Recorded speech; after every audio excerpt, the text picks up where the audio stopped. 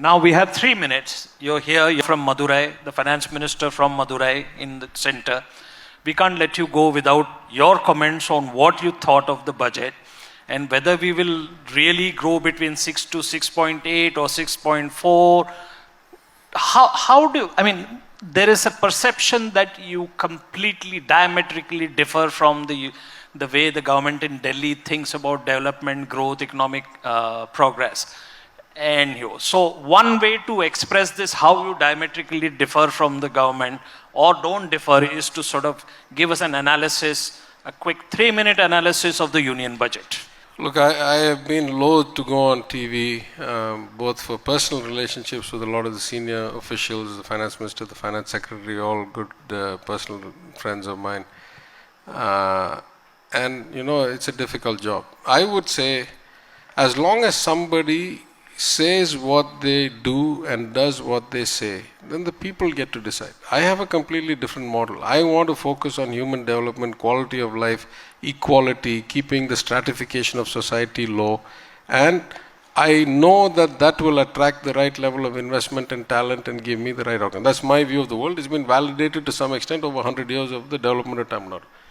The Gujarat view of the world, which is now the Indian government's view of the world, you must have seen the Economist article, the Gujaratification of India after the Gujarat poll, is that you actually get national champions or state champions, you give them a lot of money, they build a lot of factories, and then you'll get trickled down to the people and all that stuff, and therefore you'll see you'll see poverty alleviation and you'll see better outcomes in education. All that. In fact, that has not proven to be true. Gujarat and Tamil Nadu have roughly the same per capita income, as the Economist pointed out, but their poverty rate is 4 times higher than ours, and only 50% of the girls at 18 have gone through high school. Right? So we have completely different society. It's okay. As long as I say these are my values, I act according to these values, and I get the right outcome, the people can decide if that's what they want or not. What worries me a lot about the union government is that they say they're for the poor. They say that they're putting more schemes. They say that they're sending money into the benefits of the poor. But in fact, the numbers don't reflect that. And whatever execution problem I have, they have a much bigger execution problem because they have a much bigger execution ambition. So broadly, I would say the twist away from progressive taxation and progressive spending, more to the poor, more from the rich, is antithetical to my approach of how I would frame my budget. And when my budget comes out, at least there'll be a comparison to say, what is the difference in kind of the priorities of this, right? But at the end of the day, what does it matter, my philosophy, your philosophy? A budget is a statement of intent. Only when the final account comes out a year and a half later, you'll know what was actually achieved.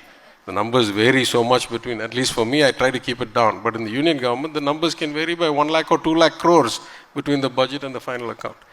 So let's wait for the outcome. The outcome will tell us, which approach was right or wrong and what did it achieve. And did it achieve what you said you wanted to achieve? These are all the benchmarks that we should all be held accountable to. And then we'll know, who's doing what job. No, your arguments are always reasonable. You have a sound rationale to all your arguments. Today I found there's a bit of diplomacies laced in your comments. So that is a new addition to... maybe I'm finally growing up. Yeah. So let's push you a little more. Push you a little more. Yeah. What's the one thing that they did you wouldn't do, and what's the one thing that they didn't do that you would have done? I would have tried to make the taxation regime more progressive. Right now, too much of the tax revenue comes from the poor and middle class, and too little of it comes from the rich. And I don't have that power as a state minister because we don't have any of the progressive taxation tools constitutionally. They're only over there. Agriculture? No, but yeah, I'm not sure I can have a tax independent of the union, yeah. But let's, yeah. The thing that they do a lot that I wouldn't do is that this centrally sponsored scheme stuff. And, at first it only used to be people like me who you consider kind of, what did you say? The dissent.